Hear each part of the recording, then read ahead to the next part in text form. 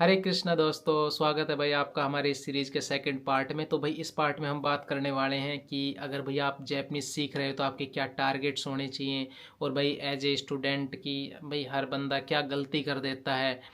और भाई जैसे कि कुछ लोग हमें बोल देते हैं कि यार नी टीआईटीपी या एसएसडब्ल्यू में अगर भाई हमने ग्रेजुएशन की है तो इसमें भाई हमारा जाना मतलब हमारा एक तरह से खुद के ही पैर पे कुल्हाड़ी मारने जैसा है, तो हमें एसएसडब्ल्यू या टीआईटीपी में नहीं जाना चाहिए। तो इन सब चीज़ों पे बात करेंगे भाई इस सीरीज़ में। तो भाई हम सबसे पहले आ जाते हैं कि अगर आप जैपनीज़ सीख रहे हो, देखो भाई अगर आप जैपनीज़ सीख रहे हो तो आपका सबसे पहला टारगेट ये होना चाहिए कि हम जैपनीज़ सीखेंगे। अगर हम जैपनीज सीख रहे हैं तो हम उसको बीच में नहीं छोड़ेंगे और हम उसको सीखेंगे। आप उसको भाई N5 पढ़ो, आप N4 करो। उसके बाद स्टूडेंट्स क्या गलती कर देते हैं कि ना N4 तक बस पढ़ा और उसके बाद फिर बोलते हैं कि अब भाई हमें जाना है जापान, और बस हमें तो N4 ही चाहिए था जापान जाने के लिए। तो उसके बाद क्या है कि जैपनीज छोड़ देते हैं। देखो भाई जैपनीज एक अलग लैंग्वेज है, इसको आप इंग्लिश जैसा मत समझो। अगर आप इसको छोड़ दोगे, अगर आपने एक महीना भी इसको छोड़ दिया, एक महीना ज़्यादा हो गया, अगर आपने इसको 2 वीक भी छोड़ दिया, तो आप भाई चीज़ें बहुत ज़्यादा चीज़ें भूल जाओगे। तो इसलिए हमें इसको एक तो छोड़ना नहीं है, प्लस आप N4 पर मत रुको, आप N3 तक जाओ। क्योंकि क्या है कि भाई चक्कर ये है कि देखो आजकल हमें को सभी को पता है कि इंडिया में एजेंसियां फ्रॉड बहुत बड़े लेवल पे कर रही है। तो हम क्या करते हैं कि भाई हम ना N4 करने के बाद, हम एसएसडब्ल्यू का सर्टिफिकेट लेने के बाद हम थोड़ा सा निराश हो जाते हैं कि यार हम तो जापान नहीं जा पाए। तो क्या है कि थोड़े से लोग डिप्रेशन में चले गए। तो भाई क्यों जा रहे हो डिप्रेशन में? क्या मतलब कुछ अच्छा खाना वाना मिलता हो भाई, क्या पता वहाँ पे ना, मतलब भाई लाइफ अच्छी हो, एसी वैसी लग रहा है क्या भाई वहाँ पे? तो भाई देखो, मजाक से हट के चीज़ें समझो। भाई डिप्रेशन में जाओ उससे अच्छा भाई N3 पढ़ लो। और N3 पढ़ के आपका टारगेट क्या होना चाहिए? आपका टारगेट ये होना चाहिए कि अगर मैं जैपनीज पढ़ रहा हूँ तो मैं N3 भी पढ़ूंगा अगर मेरे पास टाइम है। अगर अभी देखो आप ग्रेजुएशन कर रहे हो, साथ साथ आपने बस अभी, अगर आपकी अभी एज 22-23 है, तो आप भाई N2 तक जाओ, N2 तक जाओ। और भाई किसने बोला यार इंडिया में क्या जॉब्स नहीं है क्या? इंडिया इंडिया में जॉब्स खत्म हो गई हैं क्या भाई? इंडिया में भी काफ़ी ज़्यादा जॉब्स हैं। और मैं आप लोगों को बता देता हूँ कि अभी इंडिया में बहुत तेज़ी से बुलेट ट्रेन का काम स्टार्ट होने वाला है। वो कोरोना की वजह से डिले, प्रोजेक्ट कुछ ज़्यादा ही थोड़ा डिले हो गया, लेकिन ये दोबारा स्टार्ट होना ही होना है। इंडिया में बुलेट ट्रेन आनी ही आनी है। और उस टाइम इतने ज़्यादा जैपनीज इंटरप्रेटर बढ़ेंगे कि आप पूछो मत, बहुत ज़्यादा बढ़ने वाले हैं। तो भाई आप जैपनीज सीखो। और जैपनीज में इतना पैसा है, इतना पैसा है कि कोई नहीं बोलता, सब बोलते हैं कि यार कंपटीशन इतना ज़्यादा बढ़ गया है, जैपनीज में पैसा नहीं रहा, अभी ये नहीं रहा है, वो नहीं रहा है। भाई कंपटीशन कितना भी बढ़ जाए, पैसा इस फील्ड में है, और अभी 15-20 साल रहेगा इंडिया में भी। ठीक है, तो ये चीज़ को आप मत भूलो और आप पढ़ो ना भाई। अगर आपने N4 लेवल भी अगर अच्छे से रेडी कर लिया तो भाई आपको गाइडिंग का जॉब मिल जाएगा। गाइडिंग के जॉब में भाई आराम से महीने पे क्यों जा रहे हो? आपको अगर वीक का प्रोजेक्ट मिलता है तो 15-20 हज़ार मिल जाते हैं। एक वीक में 15-20 हज़ार कम है क्या? और दूसरी बात, अगर हम बात करें तो अगर आप भाई जैपनीज सीख ही रहे हो, उसके बाद अगर हम भाई बात करें, आपने जैपनीज सीखी, आपने N4 करके आपने जैपनीज छोड़ दी, आपको मिला क्या? टाइम खराब कर दिया, चीज़ें खत्म हो गई, क्योंकि आप जैपनीज तो दोबारा भूल गए, आपने छोड़ भी दो दी, आपने कुछ टाइम छोड़ दिया ना जैपनीज को। तो अब एक चीज़ देखो भाई, आप किसी दूसरी फील्ड में, आप किसी और चीज़ की, चल ठीक है आईटी एक अलग फील्ड हो गई, उसके अलावा आप कोई और ग्रेजुएशन कर रहे हो, उसके बाद भाई आपको क्या मिल रहा है? उसमें तो आप 8-10 हज़ार की नौकरी कर रहे हो। जैपनीज़ में कम से कम ये तो है कि आपको अच्छा खासा पैसा मिल रहा है स्टार्टिंग में ही। दूसरा, जो लोग ये बोल देते हैं कि नहीं टीआईटीपी तो बेकार है, एसएसडब्ल्यू तो बेकार है, भाई वहाँ पर आप ग्रेजुएशन करने के बाद कितना कमा रहे हो? महीने का 15-20 हज़ार। जापान में आप कम से कम मिनिमम, भाई मैं तो बोलता हूँ कि 80 हज़ार बच जाते हैं टीआईटीपी एसएसडब्ल्यू आप जिस भी वीजे पे हो महीने के, अब नॉर्मल खर्चा करने के बाद। लेकिन कुछ इन्फ्लुएंसर बोलते हैं नहीं 60 हज़ार बचते हैं, नहीं 40 हज़ार बचते हैं। पहले तो भाई मुझे ना उनकी कैलकुलेशन समझ में नहीं आती। ठीक है, कि भाई आपकी कैलकुलेशन क्या है, क्या कैसे, मतलब क्या सैलरी नहीं ले रहे हो क्या कंपनी से? आपकी कंपनी आपको सैलरी नहीं देती क्या? हम्म, इतना इतना कम पैसा कैसे बचता है?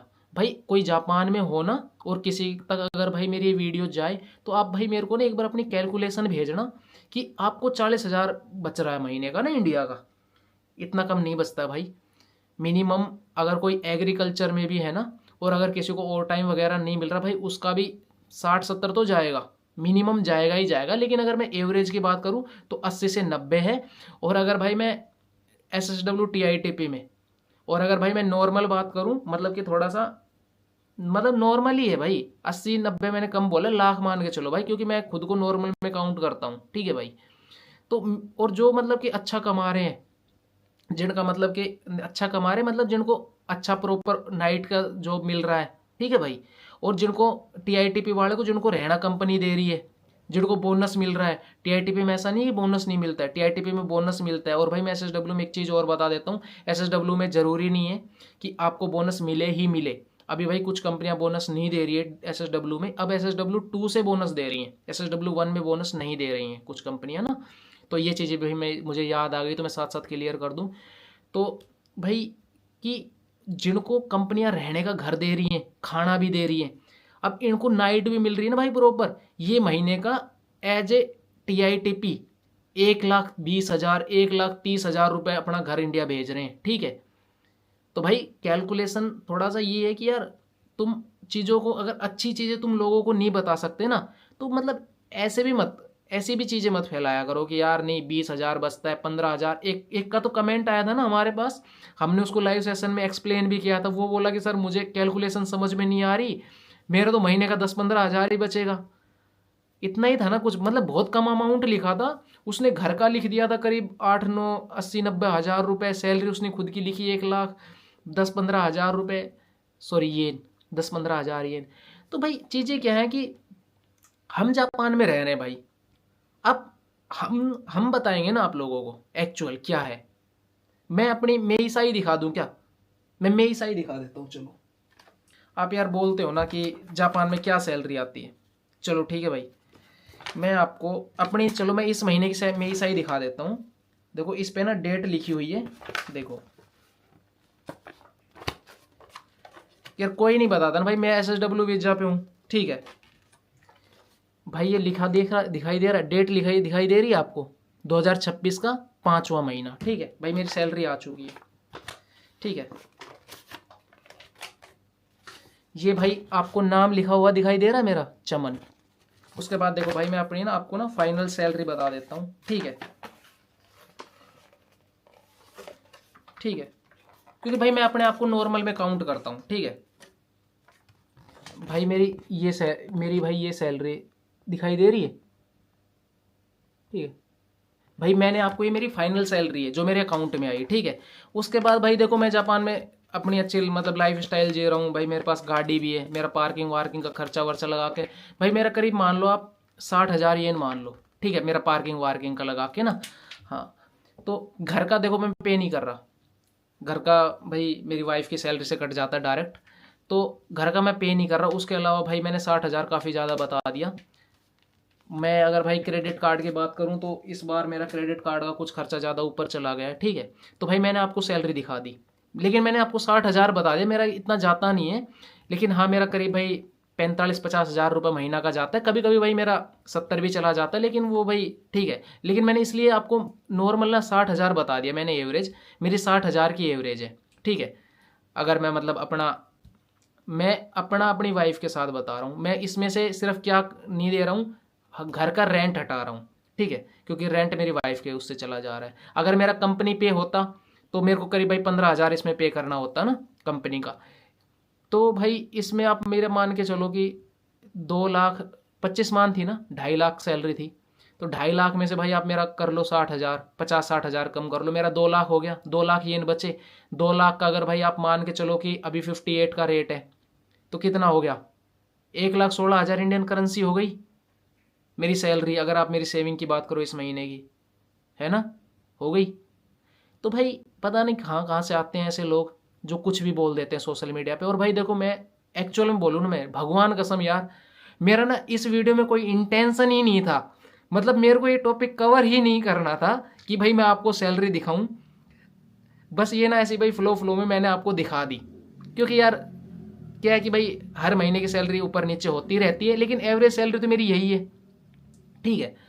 तो भाई यही है चीज़ें, ठीक है। तो यार इतनी भी मतलब कोई आपको इतनी भी ज़्यादा मिस इन्फॉर्मेशन फैलाए, ठीक है। उसके अलावा देखो भाई, अगर आप मेरी मान के चलो कि अगर भाई इसमें अगर मेरे अब कुछ बोले कि भाई आपका, अगर आप मान के चलो आपका 2 लाख येन बचा, अगर आप घर का रेंट देते, भाई अगर मैं सिंगल बंदे का घर लूँ जापान में तो आराम से 4-5 मान में हो जाता है। मेरा जो ओसाका का घर था ना, जो मैंने ले रखा था, मेरा 1 BHK था, उसका रेंट सिर्फ 32,000 येन था, 32,000 येन था, और स्टेशन से 3-4 मिनट का वॉकिंग डिस्टेंस था।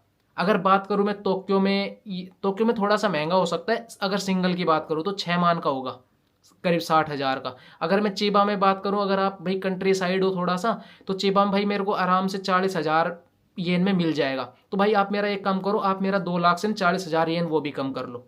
आप ओसाका में जा रहे हो, ओसाका तो बड़ी कंट्री, सॉरी बड़ी सिटी है, लेकिन मैं सिर्फ एक स्पेसिफिक टोक्यो को अगर मैं अलग कर दूं, उसके अलावा कहीं पर भी हो आराम से 5 मान से ज़्यादा कोई पे नहीं कर रहा है। अगर आप क्योंकि सिंगल ही तो रह रहे हो, आपको तो सिंगल ही रहना है, तो भाई आपने मेरा कर लिया, आपने मेरा 40,000 अगर आपने मेरा डिडक्ट कर लिया, 1,60,000 ये मेरा तब भी बच गया। 1,60,000 इंटू 60 कितना बच गया? 1 लाख रुपए तो अभी चला गया भाई। 1 लाख ना गया तो 95 तो चला गया होगा। तो भाई यही है, तो लोगों पे ध्यान मत दो और डीमोटिवेट मत हो। और इंडिया में कितना मिल जाएगा भाई, मैं ये नहीं कह रहा कि यार आप सब इंडिया से भाग के आ जाओ, मैं ये बोल रहा हूँ कि आप स्टार्टिंग में जापान आ जाओ, 2 साल 3 साल यहाँ पे अपनी जैपनीज इंप्रूव कर लो, यहाँ पे आप साथ साथ पैसा भी कमा लो, क्योंकि स्टार्टिंग में आपको इतना पैसा इंडिया में मिलेगा भी नहीं। उसके बाद आप जाके आपको इजीली इंडिया में 60-70 हज़ार की कंपनी मिल जाएगी भाई, 50,000 की तो मिल जाएगी, है ना। आप उसके बाद इंडिया में जॉब कर लो, क्या प्रॉब्लम है। तो भाई मैं यहाँ पे कुछ चीज़ें आपको दिखाना चाहता था, तो मुझे लगा कि शायद आपको भाई समझ आ गई होगी जो चीज़ें मैं आपको समझाना चाह रहा था। खैर मैं दिखाना नहीं चाह रहा था, ये चीज़ मैं बार बार बोल रहा हूँ, लेकिन मैंने आपको दिखा दी थोड़ी सी रियलिटी ना। तो भाई इस वीडियो में इतना ही। आपको भाई कुछ भी और चाहिए, कोई भी इंफॉर्मेशन, भाई आप हमसे पूछो, ठीक है। हम इन्फ्लुएंसर नहीं है, हम गाइड करने वाले हैं, हम आपको गाइड करेंगे। तो भाई आपको वीडियो कैसी लगी, अगर अच्छी लगी हो तो हरे कृष्णा।